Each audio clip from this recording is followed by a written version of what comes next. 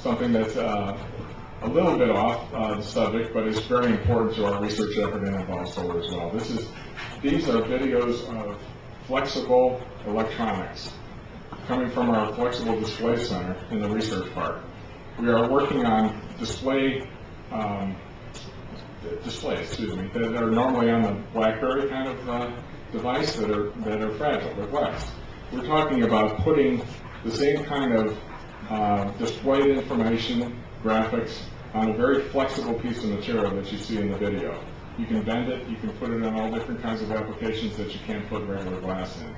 You can shoot a hole through that with a bullet, and it still operates around the hole.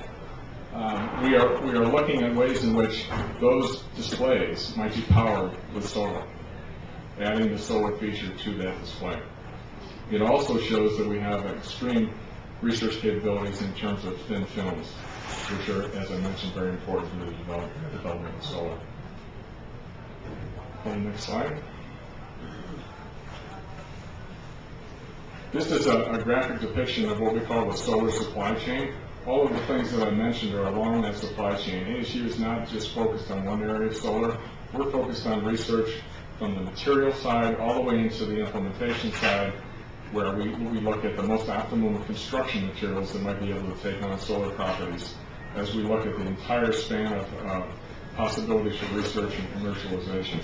The things that I mentioned already are listed there as well: the Flexible Display Center, our research center for the grid, our testing facility, and also we have the College of Design and our licensing arm in the mix.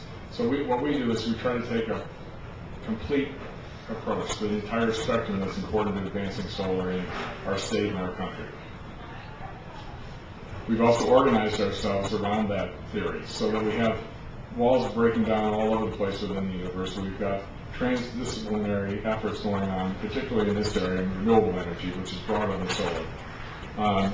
Combining the assets of the university and the resources of our students and our faculty around a common objective through something we call the Arizona Institute of Renewable Energy, or ARRE. So we try to bring all those things together under a common goal and with common approaches. So that's what we're doing at ASU. We have a leadership position in the first school of sustainability, the number of DOE awards we have, the only testing lab, advances in grid management. We are poised to help the state move forward in ways in which we can bring all those assets to bear. But what was said within the Aero Solar Task Force recently, the report I mentioned at the beginning?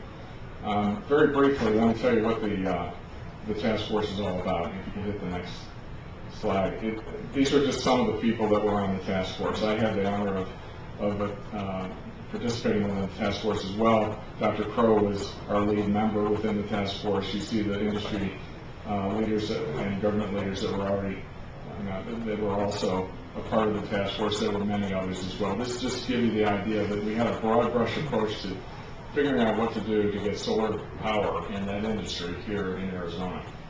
Recommendations that follow from that effort are on the screen. Basically, trying to take a very practical approach to how we would advance a sustainable market for Arizona, so that we can bring companies here, but bring sustainable, high-paying jobs that are based on the research capabilities of the university, that are based on the market that we represent, and also the market that we can represent for export purposes.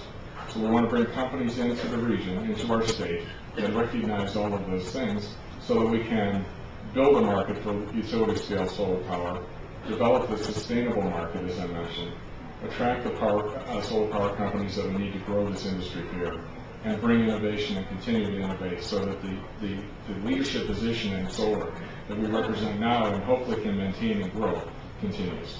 So the specifics of the task force that were mentioned were to do some very practical things. First, to find a way to build a 500 megawatt central generation project. That is, central means it's within the utility construct.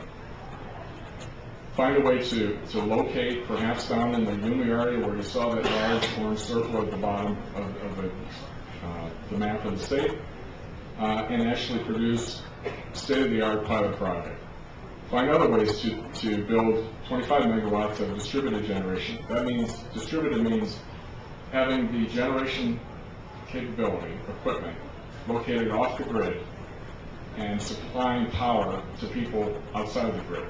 So a distributed, your house could be a distributed